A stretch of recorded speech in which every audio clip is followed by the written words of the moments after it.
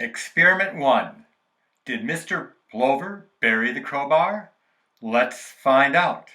For this experiment, we need to go out into the field. So let's go. Oh, you need to get soil from as many different places as you can, at least 3. Here's some nice soil we can grab, and just go ahead and dig and grab a whole bunch. The idea is to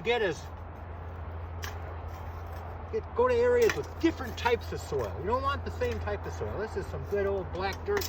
Now we'll go look for some other soil. Follow me this way. There you go.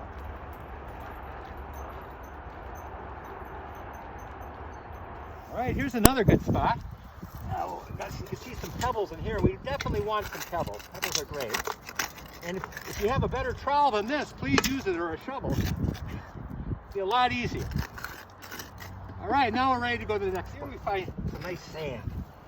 I always like putting some sand in because got moving water. Chances are you'll see sand banks. So let's throw some sand in here as well. There we go. And now I got 3 different types of soil. I got some muddy soil over there. I got some rocky soil from over here. And I got some sandy soil from here. And we're ready to go ahead with the second part of our experiment. Select your different soil samples. You want to mix it together very, very thoroughly. You want to mix it up just like you'd mix up cake batter or cookie dough. And we'll speed this up, and I'll be done in a second.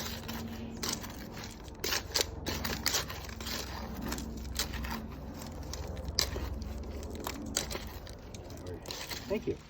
Hi, and now that we've collected our soil sample, we can start the second half of our experiment. What we'll do here is I got some parchment paper. You can use newspapers or a drop cloth or something so you don't make a mess.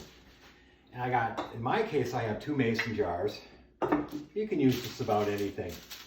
But something that's clear so you can see through it later, and something that you can cap. This one has a rubber seal, and you're gonna be able to shake it and not make a mess. So now let's take our 2 soil samples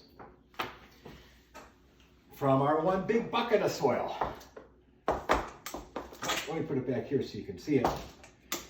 And I'm just going to go ahead and I'm going to put a scoop in this one, and a scoop in this one, and a scoop in this one, and a scoop in this one.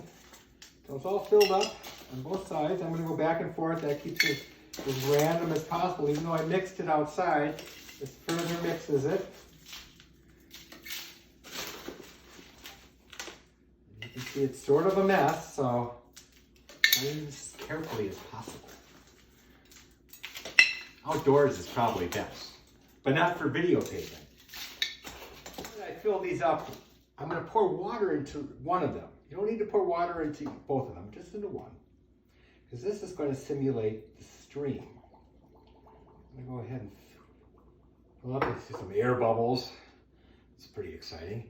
And I'm going to mark these. I'm going to mark this one that I didn't put the water in. I couldn't find any masking tape. It's probably better than duct tape, but I'm just going to use a little bit. And that's pretty. And I'm going to mark it. This one, shovel. There you go.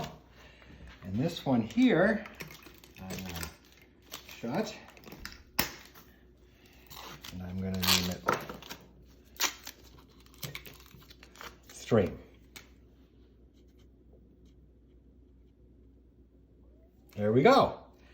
On the stream, you're going to shake it up. I'm going to shake this up over the sink because even though it has a rubber seal, I don't want any to spill all over the kitchen. So I'm going to go over here and I'm going to shake it, shake. And this is our moving water, the rapid moving water of our stream. There we go. Yeah, we got a good stream going. And then it's really, when it looks like it's really mixed up, and it's mixed up really, really well, you're done. And then you just set it down. And tomorrow morning, we're going to look at this again and see what happened. Until then, bye-bye. Good morning. Today, we're going to look carefully at our 2 soil samples. We're going to look under my right hand at the shovel sample that we created last night. And under my left hand, we're looking at the stream sample.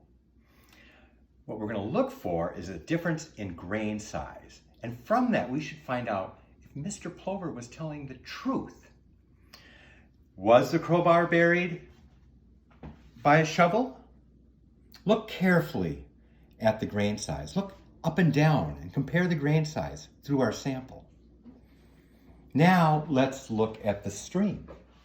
Again, look up and look down and look at the grain size.